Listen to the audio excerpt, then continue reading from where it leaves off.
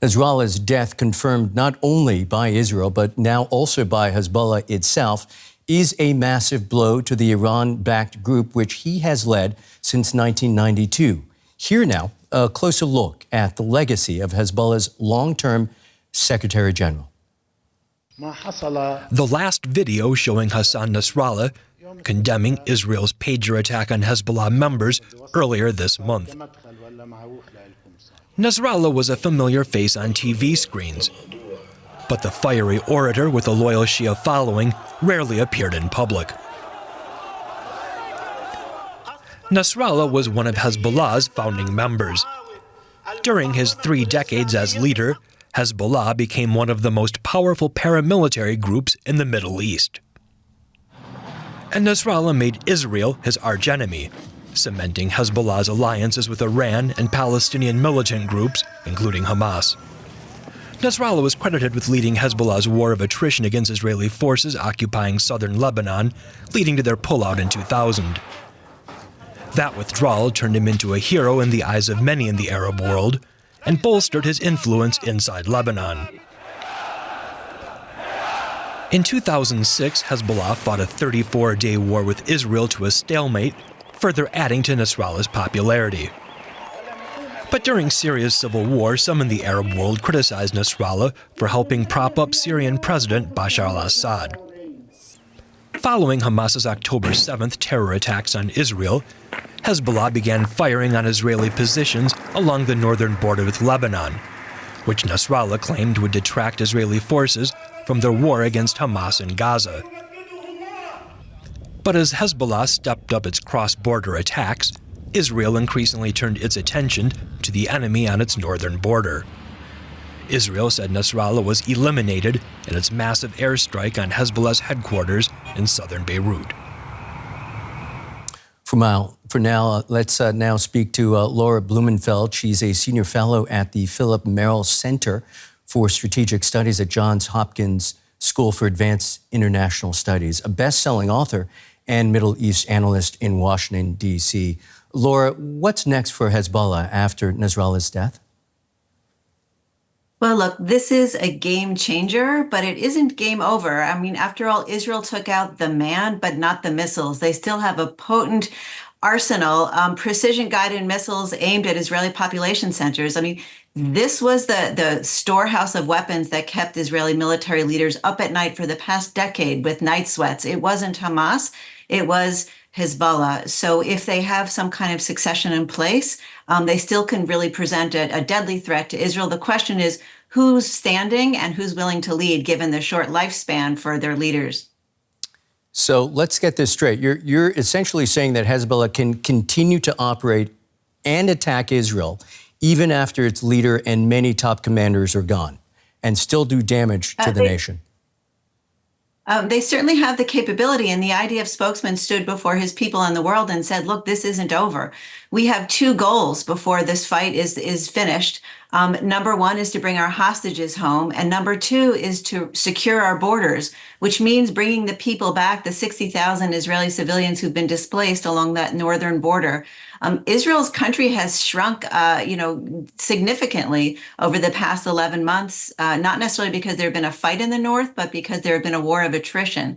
So I think Israel's goal really is to kind of borrow a phrase from Hobbes, which is to go nasty, brutish, and short, go hard and try to wipe out Hezbollah so that they can bring the people back to the north. Let's cast our gaze into a possible future. Many observers we've spoken to believe Israel would have a hard time invading Lebanon due to Hezbollah's strategic advantage on the ground. Still, to some, a ground offensive is imminent. Do you think Israel will go ahead with it? Absolutely. Look, they've learned that awful lesson, that hard lesson in 1982 and to a certain extent in 2006. Lebanon in the Israeli consciousness is sort of like Vietnam in the United States. It's synonymous with a kind of a long, miserable slog, which ultimately, at best, was a draw, but perhaps even a loss. So I think they'd like to avoid that ground war. On the other hand, they do believe that by threatening and mobilizing the potential for a ground war, that's what's going to bring them eventually around to to peace, what they consider a kind of once and for all peace, rather than fighting this war every maybe 6 months, 2 or 3 years. This might buy them at best. Again, this is a very sad and cynical view, but perhaps realistic. It might get them another 10 years. The occasional viewer might believe that there's not a war in Gaza right now, but of course there is. Where do the latest developments leave the war in Gaza? Well, we might have missed the announcement because there's so many headlines flying yesterday, but the IDF has declared sort of semi-victory. We've defeated Hamas in Gaza. So that is a good thing for those of us who are pushing for a ceasefire, from the United States. We are pushing for a diplomatic solution. So if Netanyahu can claim victory in Gaza, that's a good sign. The other thing that's important to remember is that Israel was surprised on October 7th. It was not only an operational disaster and embarrassment, but it was an intelligence failure.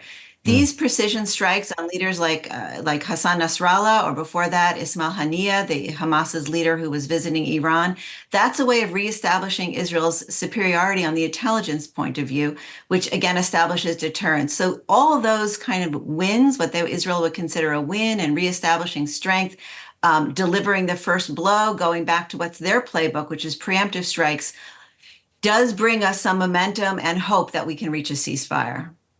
I want to talk about Iran just for a moment. It has called the latest attacks on Lebanon by Israel short-sighted and called for a united front by its proxies. Does Iran have a strategy at this point after both Hamas and Hezbollah have sustained significant blows? Iran has a strategy. It is a long-term strategy. They have a clock ticking down backwards in Palestine Square in Tehran to 2040, which is a doomsday clock for the end of Israel. They are playing the long game. They prefer a war of attrition. That's why Israel is pushing really hard to go fast and furious. Israel calls Iran an octopus with 8 arms, right, sort of encircling Israel. Hassan Nasrallah and Hezbollah are sort of the right arm that Israel has just blown off. So when we asking what will Iran do next, I think the most important question to ask on top of that is what will the United States do next? That's who they fear.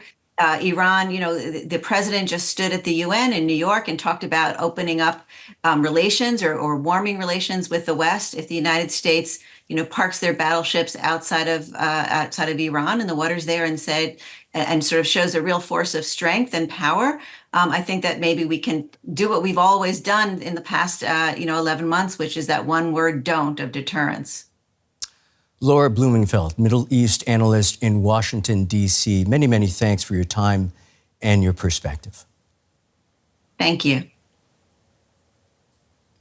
Well, the killing of Hassan Nasrallah, the latest intensive bombing of alleged Hezbollah targets in Beirut and southern Lebanon by Israel, some people have called this a strategy of escalate to de-escalate.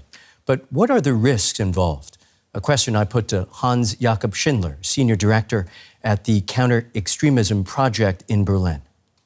Well, the war aims of Israel, as defined and announced by Israel against Hezbollah, are very different than it was against Hamas. For Hamas, it was absolutely clear that they want to destroy the organization as such.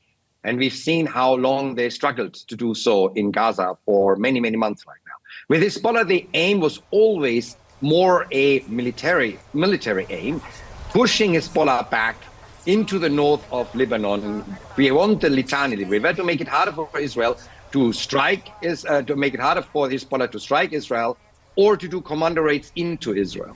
Now we'll have to see what is the next step from Israel, because, as I said, Hezbollah is in an extremely weakened state. If they want to go after a sustained weakening of the military infrastructure of Hezbollah, this would be the moment. You're painting a fairly bleak picture for Hezbollah and I think by extension, Iran as well here. What do you think will be going on inside the Iranian leadership right at this moment? My experience from having served in the German embassy for many years in Tehran is that this is always a collective decision-making. It's not just Ali Khamenei who decides. It's the leadership structure of the regime as such in the Supreme National Security Council. Now, they will have to make a decision. If they are reacting in the way that they reacted to the bombing of their consulate and embassy in Damascus a couple of months ago in April, this could again end up in an embarrassing display of their firepower, which would not be a good positioning for them in the region. If they do not react, as they have not yet done so for the strike against Haniyeh in Tehran, then all of the proxies in the region will have to ask themselves one simple question. How reliable is Iran as a partner? If I am going to Tehran, I can get killed. If I stay home and I'm protected, I could get killed. And Iran is not reacting. So Iran is in a very tricky situation, balancing a absolutely needed response from their perspective needed, with the danger of actually this escalating into a regional conflict and drawing in the United States. And Tehran is quite clear that they do not want to have a direct confrontation with the United States because they know that they cannot prevail in such a military conflict. Well, that brings up a number of questions, including how much influence does Iran really have over tactical and strategic decisions by Hezbollah? Well, Iranian influence over its proxies are differentiated. It depends on how close Iran really is to these proxies. Houthis are certainly among the more independent ones. Hezbollah, on the other hand, is an Iranian creation. It was built up with Iranian and Syrian help in the 80s and 90s in Lebanon. It is the closest they ever had to a real proxy force that it can direct from Tehran. Hence, Tehran has the ability, especially now that Nasrallah is no longer with us, to guide Hezbollah into a response that it deems sufficient or helpful. However, Tehran itself must feel much under pressure right now to respond itself as well. So I'm curious, what role does the United States play here? Washington's been appealing for a ceasefire. Is Israel appearing to be going in the opposite direction? Well, the United States is in a really difficult situation now. We're very close to the presidential elections. This is not the time to start a regional war.